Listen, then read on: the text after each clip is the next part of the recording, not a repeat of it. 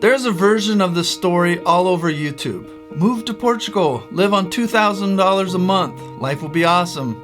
And that's not totally wrong, but it's also not the full picture. Because after living here for over 4 years, we've learned something. $2,000 a month for one person can feel like freedom or it can feel tight. And it depends entirely on how you live. We're creatives, so for us moving to Portugal was never just about saving money.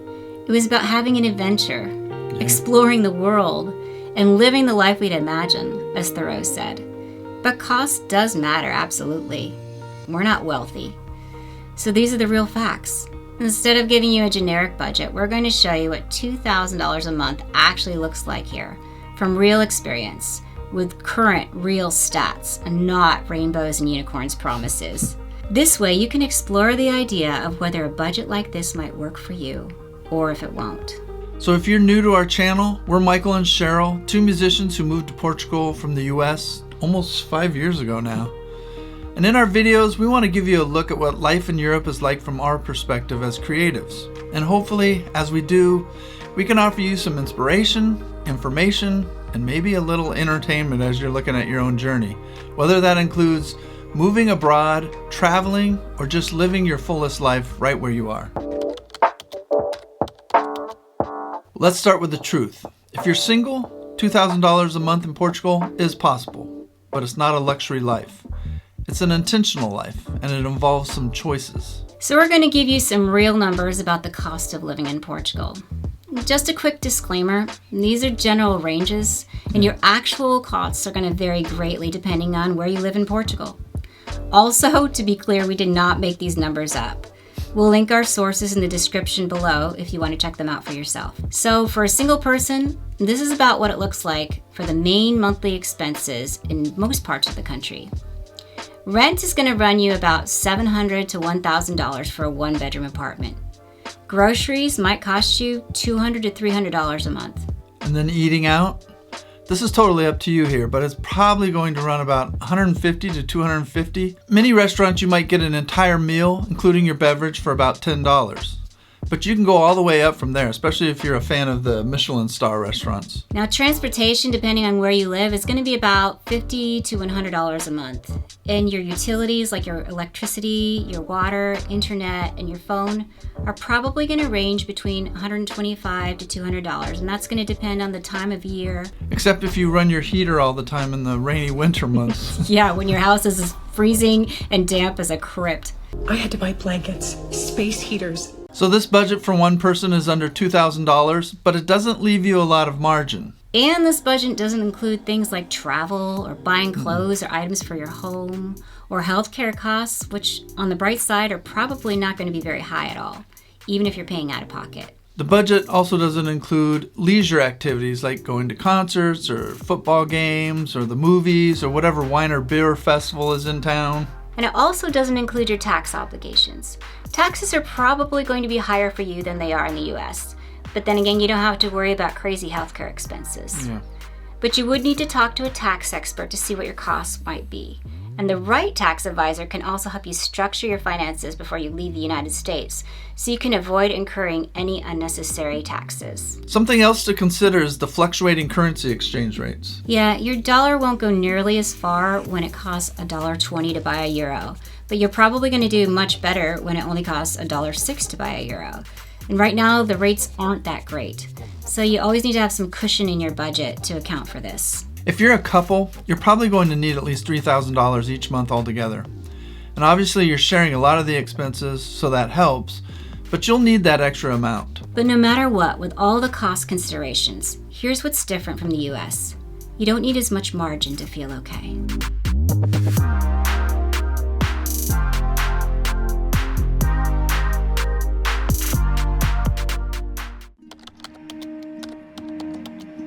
What you're really buying with $2,000 here is a different rhythm of life. You're not constantly driving, you're not constantly consuming, you're not constantly rushing, and that changes your whole world. Yeah, as creatives, this is the part that affects us the most. We've been able to focus our attention on the things that really matter, on living and experiencing life without all the stress we were carrying. So especially for us, the healthcare costs, that stress was the biggest thing. Yeah, and even now, we're always hearing about people in the US on the verge of bankruptcy because of huge medical expenses. Here, you will have some medical costs for sure, but you never have to worry that they're going to destroy your entire life. In general, right now, a lot of people are struggling with just surviving in the US.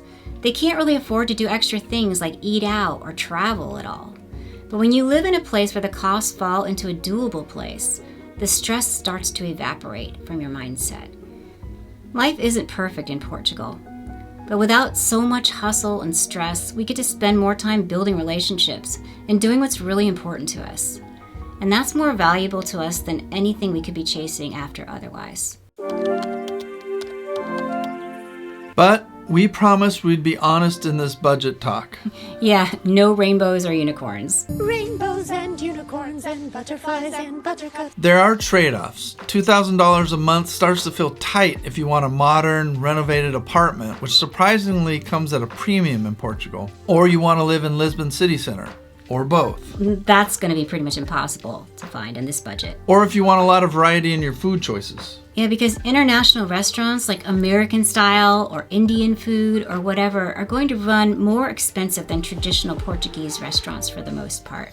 Or you're going to feel that budget if you're used to US level convenience. Like you want to run your air conditioning in your home all day long whenever it starts to get hot, for example. So it's important to keep in mind there's some flexibility with this budget. Obviously, if you eat out most nights, that food cost is going to be higher. But on the other hand, if you walk to most places and you take the metro when you need to, your transportation costs will be on the lower end. But if you have to have a car and make longer commutes to get anywhere, all the transportation costs will be higher because you'll have fuel and parking and tolls, and those really add up in Portugal. But overall, these budget ranges are totally reasonable. Where you live is also going to affect your budget considerably. Some of the least expensive places in the country right now are areas like Bragança and Castelo Branco and interior parts of the Alentejo region, for example. You can find a really inexpensive apartment in these areas, sometimes as low as $350 or $400 a month. And restaurant costs are also going to be lower in general in these areas. And good food there. Yeah, for sure. But you have to know that there are some downsides. Like when you live inland, winters are usually a lot colder and the summers are going to be a lot hotter. So you might be more uncomfortable at times and you might end up spending more on heating and cooling.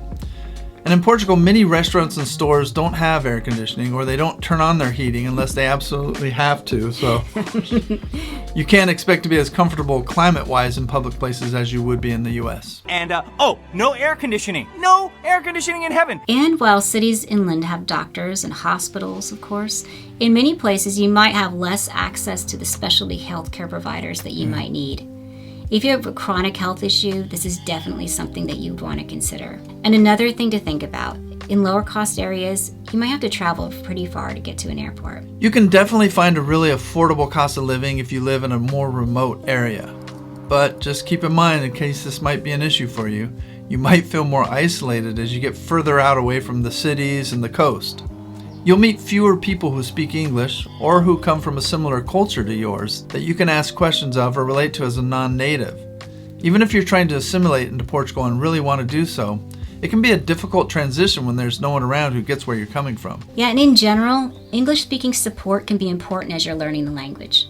Like if you need to get your car fixed or solve any kind of logistics problem, this can be harder if you don't know very much Portuguese yet, especially because it could involve words that you might not use every day. While a lot of medical professionals probably have a working knowledge of English because they've had extra education, a lot of tradespeople probably won't speak much, if any, English. And it's a lot easier if the person helping you has some knowledge of English, because it takes a while to learn Portuguese well enough to speak and understand conversationally. It's complicated. It's very complicated. Don't believe those hypey blog posts that say Portuguese is easy for English speakers to learn. It's not. It's a complex language with different kinds of verbs and pronouns, and it's structured differently from English. If you also speak Spanish or another Romantic language, you'll probably have an easier time learning Portuguese than if you just come in as an English language speaker. Eu falo pouco de português. Another thing to consider in the less expensive regions to live is that you'll have fewer public transport options, so you'll probably need a car. And your internet connection might not be as fast as it would be by the coast or in the big cities. But one good thing is that many parts of Portugal can have surprisingly good internet. It's been a priority for the government to really boost their fiber networks in recent years. But as with anywhere, when you get away from big cities, it might not be as strong. And finally, if you have kids living at home, you'll want to check into what is or isn't available in those less expensive regions with both schools and other opportunities. We have a daughter, and we know that kids really need a lot of social interaction. And this can get harder when they move to another country, especially when they're in their teens. So in these cases, you might want to choose a city or town that maybe costs a little bit more, but has more social and educational opportunities for your kids. So these are a few of the differences that you might face by living in a region that is less populated. But your cost of living will be lower, so you just have to decide what is important to you.